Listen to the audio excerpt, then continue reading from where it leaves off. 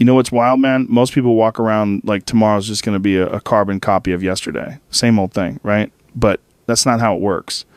History doesn't give a shit about your routine. It just flips the table when you least expect it. Right now, America's at this weird crossroads, and most folks have no idea what's about to smack us in the face. And I don't mean like in some abstract way. I'm talking right now. Things are changing so fast, and we're still acting like it's 1985. Here's the thing. I keep thinking about humans are terrible at handling change. We get locked into this belief that the world we grew up in is the world. Like, oh yeah, the rules are set. This is just how it works forever. But nah, history loves to throw curveballs. Think about it. If you were alive right after World War II, America was just crushing it. Factories humming, culture spreading everywhere, Europe rebuilding with our help. We were number one, and it felt like that was permanent. Like, this is just the deal. America leads, everyone else follows. But that was the exception, not the rule. Most of history, power's been spread out, empires here, kingdoms there, trade powers competing. That little 70-year window where we were the uncontested heavyweight champ, that was a fluke. And because it lasted so long, we got this mindset, call it, we'll always be number one syndrome. Psychologists probably have a name for it. Now, fast forward to today, the game's changing. It's not that America's weak, it's that other players, China, for example, are catching up. And dude, if you go to places like Shenzhen or Shanghai, it's like stepping into the future. I've seen it. Gleaming towers, tech everywhere, infrastructure that makes a lot of U.S. cities look like they're stuck in dial-up mode. But it's not just the shiny stuff. It's the industrial muscle. You want to talk about who's actually making things? Solar panels, EVs, batteries. China is dominating. Like, you can measure it, count the factories, check the shipping data. It's not hype. It's real. And here's the crazy part. It's not because of some conspiracy. It's because they're playing the long game. Investing, planning, building. Remember when America used to do that? Interstate highways, the space program projects that transformed the whole country over decades. That mindset's alive. It's just happening over there. Meanwhile, we're over here debating whether electric cars are practical. Too expensive, nobody wants them. Meanwhile, Chinese companies were dumping billions into battery tech, and now, boom, they're leading the market. Same with solar. We invented half the damn science behind it and then argued ourselves out of leading. While we were talking, they were building. And it's not just energy. Shipping, manufacturing, green tech, all this stuff that's becoming the backbone of the 21st century economy. We're not steering the ship anymore. And pretending otherwise doesn't make us stronger. It just makes us unprepared. All right, so this whole thing isn't just about who makes more stuff. It's about who's actually building the systems of the future. Like the backbone, man. And here's where it gets trippy. It's not just about numbers. It's about who's setting themselves up to lead for the next 30 years. Take AI. Sure, we've got Google, OpenAI, all that. America's doing some cutting edge work. But over in China, they're not just developing the tech. They're rolling it out everywhere. Like you've got AI running manufacturing, city planning, transportation systems at scale. It's like they're living in a sci-fi movie while we're still arguing about regulations. Or look at the grid. Our electrical grid is basically duct tape on top of stuff from the 1950s. We're trying to force it to handle modern demands, electric cars, renewables, all that. Meanwhile, other countries are just building smart grids from scratch. They're starting fresh, designing it for the future. That's the pattern, right? America's patching up old systems while other places are building new ones that fit the world that's actually coming. Now, I know what people say, hey, we've always been innovators. We'll figure it out. And yeah, American ingenuity is real. Our universities are incredible. We still draw the best talent. We come up with crazy breakthroughs. But here's the catch. Innovation without implementation is like having the best recipe for a cake but no kitchen. You're bragging about the cake while someone else is already eating theirs. And that matters because the world's shifting into what they call multipolarity, which basically just means multiple big players, not just one boss. It's not necessarily bad for us, but it's different. For decades, America could kind of push people around with money and military, like, hey, we're the biggest market, we've got the power, just roll with it. But what happens when other countries also have giant markets, advanced tech, financial systems of their own? Suddenly, they don't need us as much. They've got options. They can work with us or not. And that changes the whole game. So here's the question. Do we keep playing empire, trying to control everything, or do we pivot to being more of a partner? Because empire thinking, we're in charge, you follow, that's outdated. Adam Smith, the 18th century economics guy, was actually saying this way back when. He thought Britain would do better trading with colonies as equals instead of trying to dominate them. Why? Because control costs a ton. Partnerships create more wealth for everybody. That's the fork in the road. Do we spend insane amounts of energy trying to hold on to dominance? Or do we become the kind of country other nations want to work with because it benefits them too? Now, don't get me wrong, strength matters. You need strength to defend yourself and protect your allies. But strength that defends is different than strength that tries to boss everyone around. One builds security, the other breeds conflict. And here's the kicker. A lot of leaders still think it's the 20th century. You can hear it in, how we talk about Russia or how we frame China or even how Western politicians address the rest of the world. The tone is still, we lead, you follow. But that's not how most of the world sees it anymore. Look at India. They're like, we'll work with America here, Russia there, China over here. They're doing what's best for them. Same with Brazil, Indonesia, tons of countries. That's not rebellion. It's just maturity. They're saying, we've got our own interests now. We're not junior partners anymore. And honestly, that's reality. The world isn't waiting for us to call the shots anymore. Here's where it gets dicey, man.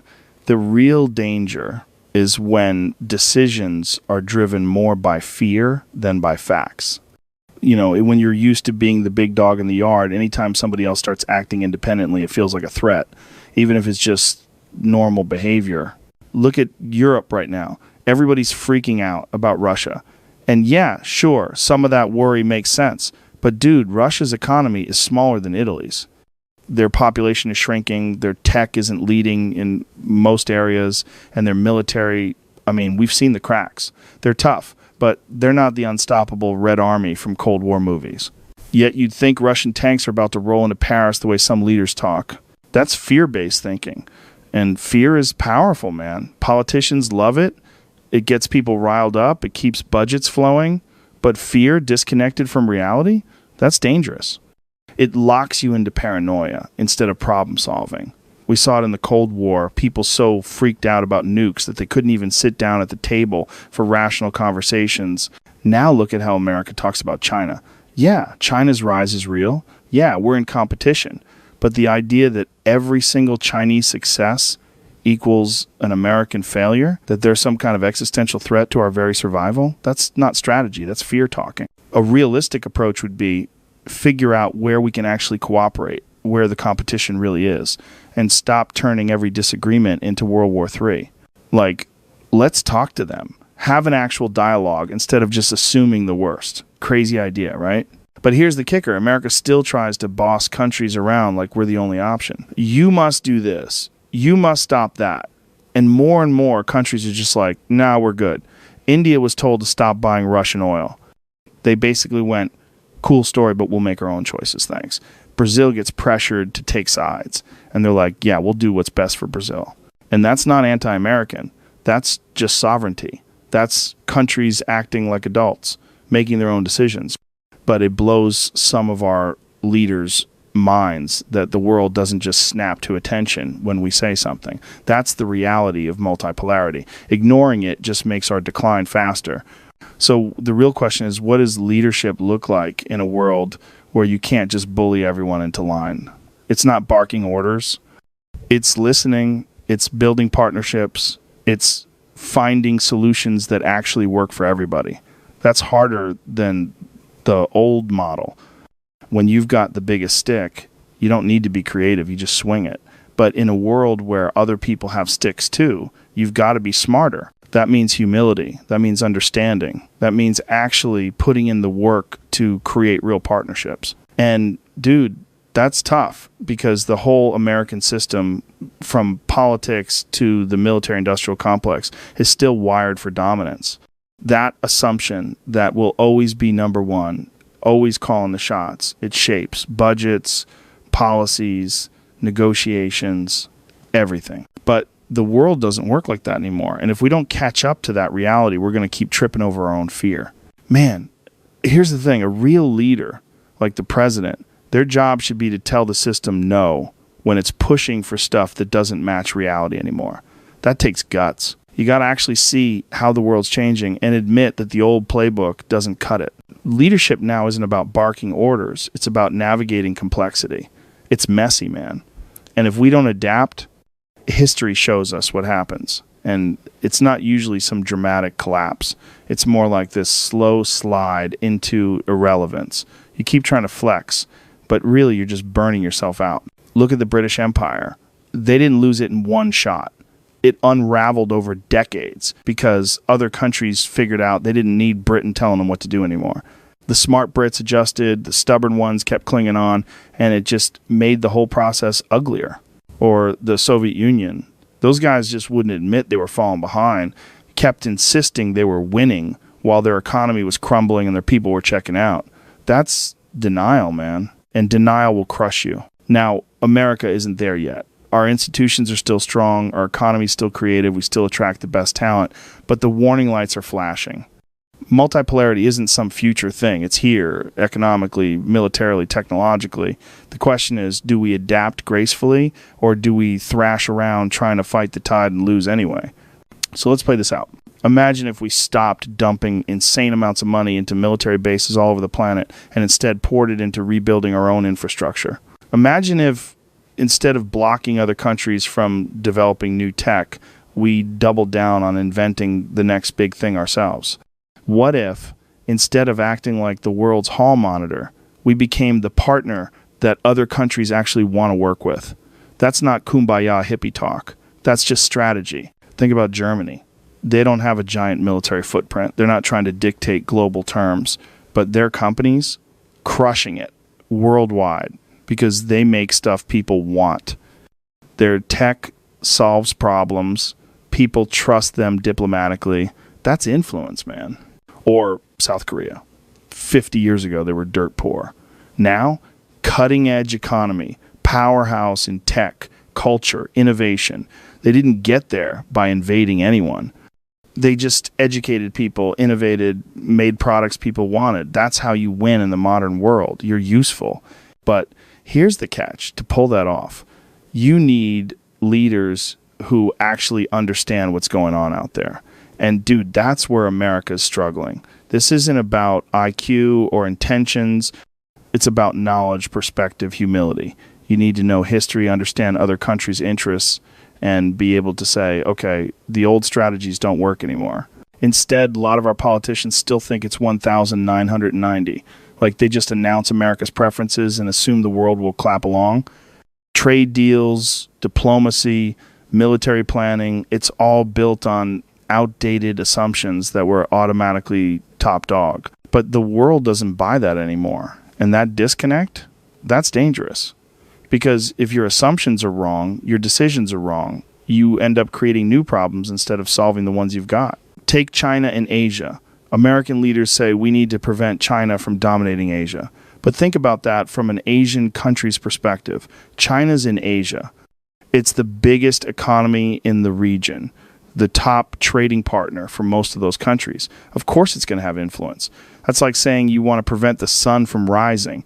It's baked in. The real question isn't how do we stop China's influence? It's how do we make sure that influence doesn't screw everyone else? How do we give Asian countries alternatives so they're not stuck if they disagree with Beijing? But that means treating those countries like actual partners, not pawns in our game of risk. And that takes patience, man. Long-term thinking. Knowing when to push, when to cooperate, and when to just mind your own business. But that kind of leadership, it takes guts. because you have to tell powerful interests here at home, no. And that's the rub. There are groups in America that benefit big time from the old way of doing things. Defense contractors, foreign policy think tanks, companies with sweetheart deals, not evil people, but their interests aren't the same as the country's. A real leader has to separate what's good for them versus what's good for all of us. And that's hard as hell, man. You know what really screws us, man? Our political system basically rewards short-term thinking. It's all about the next election, the next headline, keeping your little slice of voters happy. And if you actually try to be nuanced, think long-term, admit there are trade-offs, you get punished. That's crazy. So even if everybody knows we've got to adapt to this new multipolar world, the machine makes it hard as hell to do anything about it. But here's where I'm actually optimistic. America's adapted before. Like, think about it. The America of 2025 looks nothing like the America of 1925 or 1825. We've gone through radical transformations before. They weren't always smooth, but they happened. The real question is, can we move fast enough this time? Because the rest of the world isn't sitting around waiting for us to figure it out. They're making moves. They're building partnerships, investing in infrastructure, developing tech. Every day we spend pretending it's still the 20th century is a day. Somebody else is out there building the future. And look, seniors listening to this, you've lived through insane changes already. Radio, space travel, the internet, stuff that felt impossible at the time. This shift to a multipolar world, it's just another one of those changes. It's big, it's disruptive, but it's not the end of the world. We've adapted before, we can adapt again. What gives me hope is that when America's really pushed to the wall, historically, we reinvent ourselves. The America that won World War II wasn't the same country that got crushed by the Great Depression. The America that put a man on the moon was nothing like the one still figuring out how to mass produce tanks in the 40s. Adaptability has always been our superpower. But, and this is the hard truth, if we cling to outdated approaches, the costs pile up fast. Every dollar we blow on trying to maintain some illusion of global dominance is a dollar we're not spending on education, infrastructure, healthcare, research, the stuff that actually makes us stronger long term. Every dumb diplomatic fight we start because we're trying to boss people around just makes it harder to actually cooperate when cooperation would help. The choice isn't win or lose. The choice is evolve or get stuck. And that choice is being made right now, whether we admit it or not. If we adapt, if we invest in our own strengths and become the kind of partner other countries actually want to deal with, we'll thrive. We've got insane advantages. The best universities, creative companies, a crazy diverse population, resources out the ass. If being useful is the new definition of power, we're set up to do really well. But if we keep fighting to hold on to this old model of dominance that's already slipping away, it's just going to be painful. We'll burn energy, lose influence, and watch other countries move ahead. Bottom line, the world isn't waiting for us. It's already happening. The only real question is, do we adapt or do we cling to a past that doesn't exist anymore? That choice will shape everything, your kids' future, your grandkids' future. It's not about restoring some lost dominance. It's about making sure America's still thriving, still secure, still proud of the role it plays in the 21st century. And honestly, man, if we get this right, we can actually make the world better, not because we're dominating it, but because we're contributing in a way that matters.